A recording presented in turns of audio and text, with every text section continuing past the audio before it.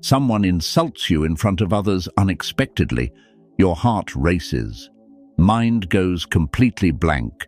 You stand there frozen while they smirk at your silence. Hours later, the perfect response finally arrives, far too late to matter anymore. The moment has already passed. You've been taught that comebacks require quick wit and sharp tongue, that winning means matching aggression with cleverer aggression. But the Stoics understood something far more powerful. The best responses don't escalate. They elevate. They end conflicts while preserving your dignity completely intact. This isn't about learning to be cruel or humiliating others for sport. It's about responding with calm strength that protects your peace while making your point unmistakably clear to everyone watching. Marcus Aurelius wrote, "The best revenge is to be unlike your enemy." Stoic comebacks don't destroy others. They demonstrate who you are through how you respond under pressure. Today, we'll explore 7 smart comebacks that will shut anyone up, not through cruelty, but through quiet power. From the disarming pause to the dignified exit. Comeback number 5 is the most unexpected. It uses their own words against them without you saying almost anything at all. By the end, you'll never be caught speechless again. You'll know exactly how to respond to anyone who tries to diminish you while remaining completely in control. If you've ever replayed moments wishing you'd said something different, these are the responses you've been searching for. Let's begin. Number 1. The disarming pause. They expect immediate reaction from you the moment they attack. Defensive words tumbling out quickly, flustered response that shows you've been rattled completely.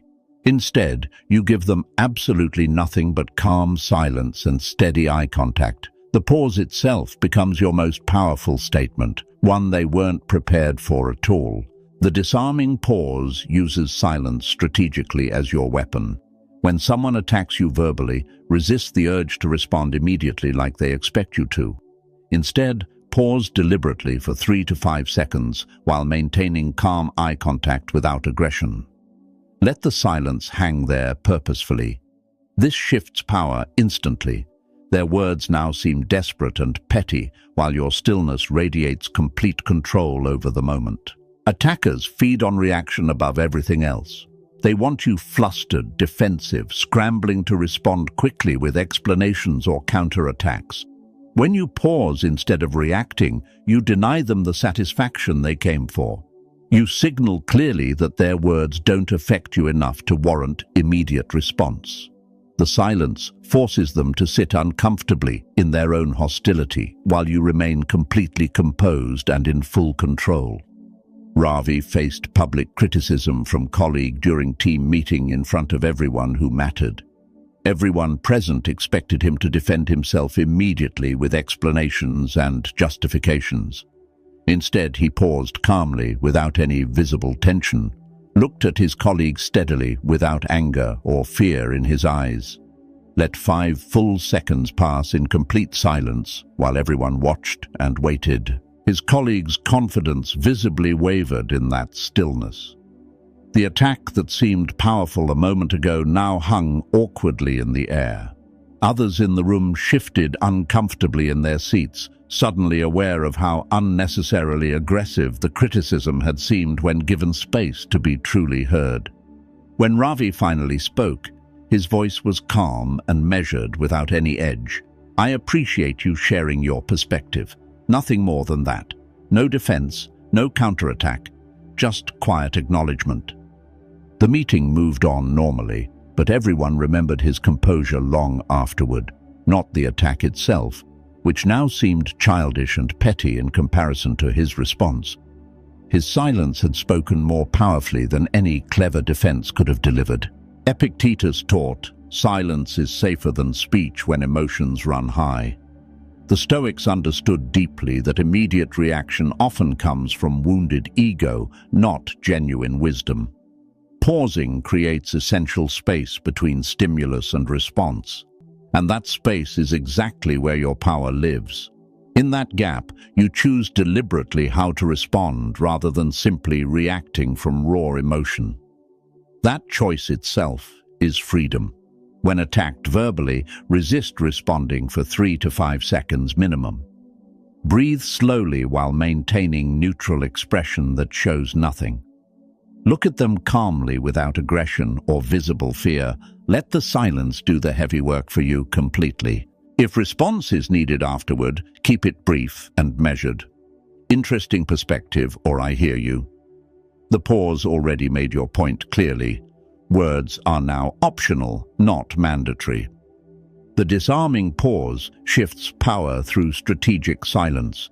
But sometimes words are needed, just not many of them. The calm agreement that completely disarms attackers is comeback number 2.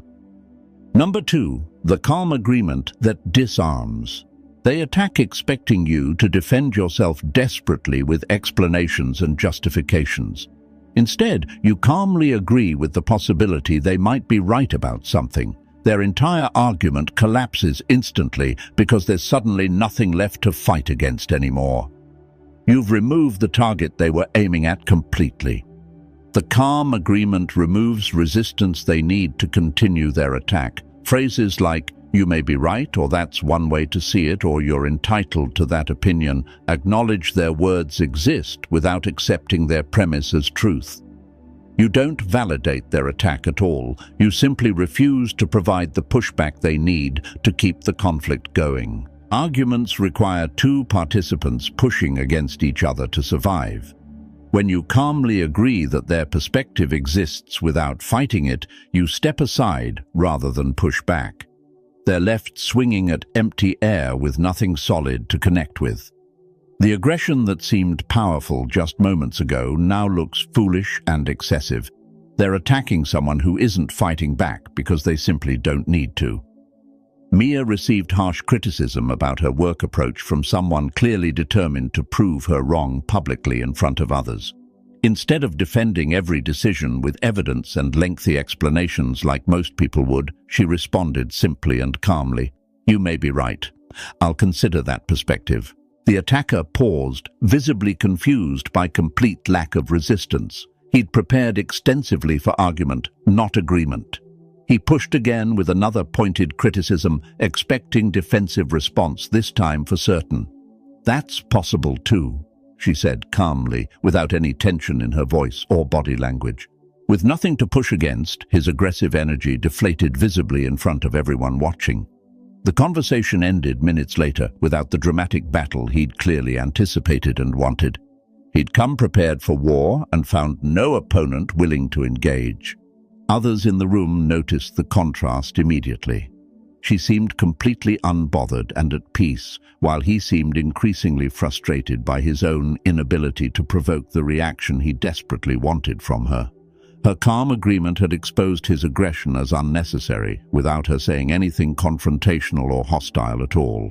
Marcus Aurelius wrote, "If anyone can show me that I'm wrong, I'll gladly change my mind.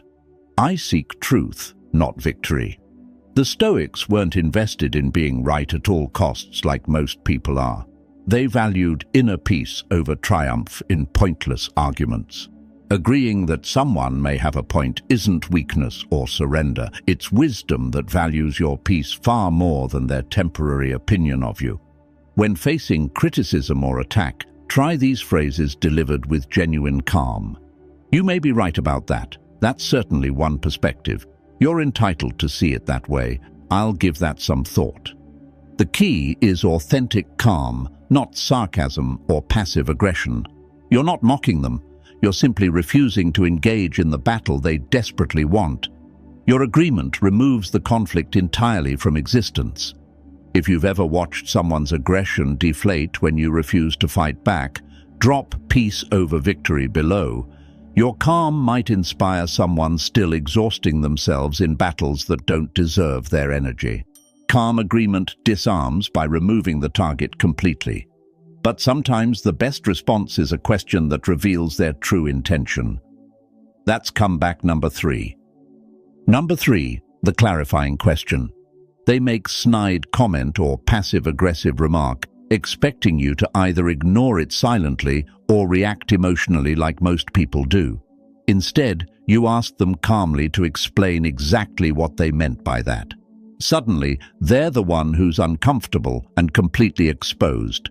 The tables have turned without you raising your voice at all. The clarifying question forces hidden hostility out into the open where it simply cannot survive. Phrases like, "What do you mean by that?" or "Can you explain what you're saying?" or "I want to make sure I understand you correctly" require them to either repeat their insult directly and own it publicly or back down completely. Most people choose to retreat immediately when faced with this choice. Passive aggression relies entirely on deniability to function. They say something clearly hurtful but maintain plausible cover that they didn't mean it that way if confronted. The clarifying question strips away that protection entirely and exposes the game. They must now either own their hostility publicly in front of everyone, which most people absolutely won't do, or pretend they meant something completely innocent. Either way, you've exposed what they were doing without appearing aggressive yourself at all.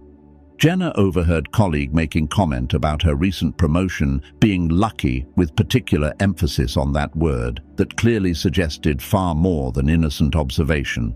Rather than ignore it and seethe internally or react defensively with justifications, she turned calmly toward the source and asked simply, "What do you mean by lucky?" "I want to understand what you're saying."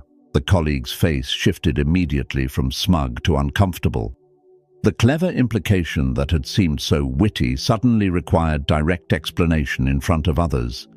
"Just, timing and everything," he mumbled awkwardly while looking anywhere except at her eyes. "So you're saying the timing was fortunate for me?"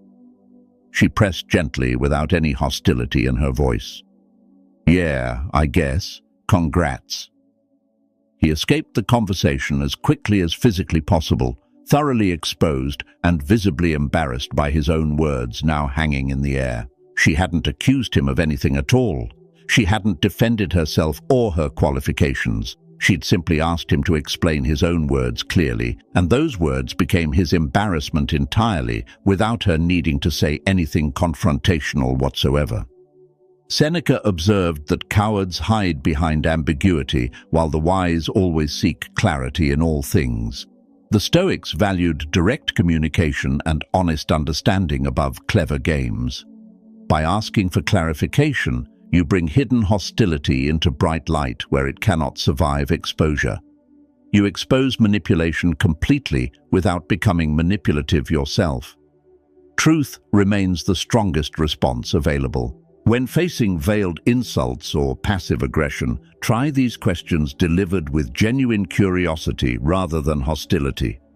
"What do you mean by that exactly?" "Can you explain what you're trying to say?" "I'm not sure I understand. Could you clarify for me? Help me understand your point here." Maintain calm, curious expression throughout. You're not attacking them. You're simply asking them to own their words publicly. Most won't. The clarifying question exposes hidden hostility effectively. But sometimes the most powerful response is redirecting the conversation entirely to what actually matters. That's comeback number 4. Number 4, the dignified redirect. They want to drag you into petty argument about things that ultimately don't matter at all. Instead of engaging at their level where they're comfortable fighting, you redirect the entire conversation to higher ground immediately. They look small and petty while you appear focused on what actually matters. The contrast becomes obvious to everyone watching. The dignified redirect acknowledges the attack exists briefly, then pivots immediately to something more important without dwelling.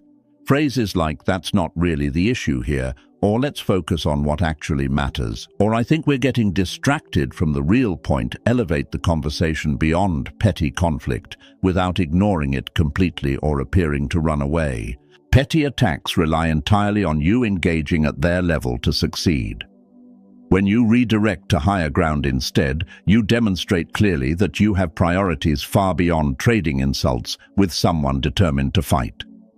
Others watching see the contrast immediately and clearly. One person focused on meaningful goals and outcomes, Another person stuck on personal attacks that waste everyone's time. The redirect doesn't just end the conflict gracefully, it frames you naturally as the mature one in the room. Theo faced personal criticism from team member during important project meeting in front of leadership.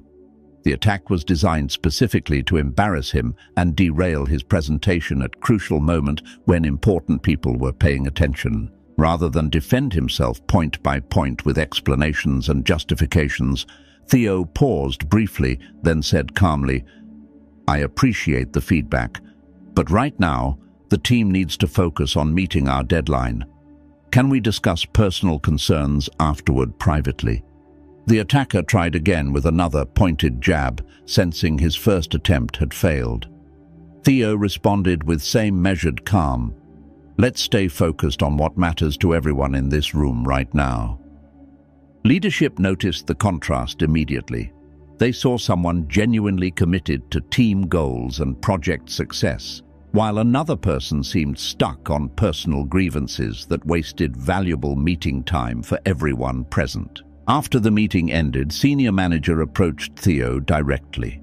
She mentioned how impressed she was with his focus under pressure specifically. The dignified redirect had done far more for his professional reputation than any clever defensive response or witty comeback could have possibly achieved. Marcus Aurelius constantly reminded himself to focus only on what was essential and ignore all distractions regardless of source. He wrote, "Concentrate fully on what's in front of you." The Stoics never wasted precious energy on petty conflicts when larger purposes awaited their attention. Redirecting isn't avoiding legitimate confrontation. It's choosing wisely which battles actually deserve your limited energy and which ones simply don't. When facing petty attacks, redirect calmly with these phrases. "That's not really the point here. Let's focus on what actually matters right now. I think we're getting distracted from our real goal. We can discuss that later. Right now, let's stay on track." The key is genuine focus on something larger and more important, not dismissiveness or avoidance. You're not running away, you're prioritizing appropriately. If you've ever wished you could rise above petty attacks with quiet dignity, subscribe so we can keep building that calm strength together. The dignified redirect rises above pettiness effectively, but sometimes the most powerful comeback uses their own words against them completely. That's comeback number 5. Number 5, the mirror technique. They say something cruel or unreasonable, expecting you to react emotionally like everyone else does. Instead, you simply repeat their exact words back to them as a question. Suddenly, they hear themselves from outside their own head. And what seemed powerful moments ago now sounds completely ridiculous hanging in the air between you. The mirror technique reflects their words back without adding anything of your own. When someone says something hostile, you respond by repeating it as a question, so you're saying, followed by their exact words, unchanged. This forces them to hear themselves from an outside perspective they didn't consider. Many attacks sound perfectly reasonable inside someone's head, but become obviously absurd when reflected back to them clearly by another person. People rarely hear their own hostility with any clarity. Inside their mind, the attack seems completely justified and even clever. When you mirror it back without any distortion or addition, they suddenly hear exactly what everyone else in the room hears. The words that felt so powerful just seconds ago now hang in the air, fully exposed for what they are. You haven't added any insult or mounted any defense. You've simply shown them precisely what they said. Their own words become their embarrassment entirely. Lena's mother-in-law made pointed comment at family dinner in front of everyone. "Must be nice having a husband who does all the real work while you play at your little hobby." The entire table went silent, waiting for explosion or tears that usually followed such remarks. Lena smiled calmly instead. "So you're saying my career is a hobby and my husband does all the real work in our marriage?" Complete silence. The words hung in the air, now sounding far worse than they had just a moment before when delivered with casual cruelty. Other family members exchanged uncomfortable glances at what had just been exposed so clearly. "Well, I didn't mean," the mother-in-law stammered, backpedaling quickly and visibly flustered now. I just wanted to make sure I understood you correctly," Lena said pleasantly, without any edge, then returned calmly to her meal as if nothing had happened. That particular comment was never repeated again in her presence. The mirror had shown the mother-in-law exactly how she sounded to others, and she clearly didn't like the reflection she saw of herself at all. The Stoics believed truth was powerful enough to stand completely alone without embellishment. Epictetus taught that when we simply observe reality clearly, without adding our own distortions or reactions, wisdom emerges naturally from what's already there. The mirror technique applies this principle directly. You add nothing whatsoever to their words. You simply reflect them back clearly and let truth do all the work. When facing hostile or unreasonable comments, mirror with these starters delivered in neutral, curious tone, "So you're saying." Just to clarify, you believe that, "Let me make sure I understand. Your position is," maintain completely neutral expression throughout. You're not mocking or being sarcastic at all. You're simply reflecting their words back exactly. Let those words speak entirely for themselves. The mirror technique uses their own words against them powerfully, but sometimes the best response is simple boundary that closes the conversation entirely. That's comeback number 6. Number 6. The boundary statement. They cross a line expecting you to accept disrespect silently or argue endlessly in circles that go nowhere. Instead, you state your boundary once clearly and firmly, then refuse to engage any further regardless of what they say next. The conversation ends on your terms entirely, not theirs. You've taken back control without losing your composure. The boundary statement declares what you won't accept without any explanation or justification required. Phrases like, "I don't accept being spoken to that way," or "That's not something I'll discuss," or "This conversation is over," set clear limits immediately. You state the boundary exactly once and don't repeat it or defend it, regardless of how they respond afterward. Boundaries stated clearly and maintained calmly are nearly impossible to argue against effectively. You're not debating whether their behavior is acceptable to reasonable people. You're simply informing them of your personal limits. There's nothing to dispute because you're not asking for permission or seeking their agreement on the matter. You're stating fact about what you will and won't allow in your presence. Adam's co-worker had persistent habit of making belittling comments disguised as harmless jokes. Each time Adam laughed uncomfortably or tried explaining why it bothered him, the behavior continued unchanged or even escalated. His explanations had become negotiations that never actually ended or resolved anything meaningful. One day, after a particularly cutting joke delivered in front of others, Adam responded completely differently than before. "I don't accept being spoken to that way," he said calmly without any visible anger, then returned immediately to his work without waiting for any response.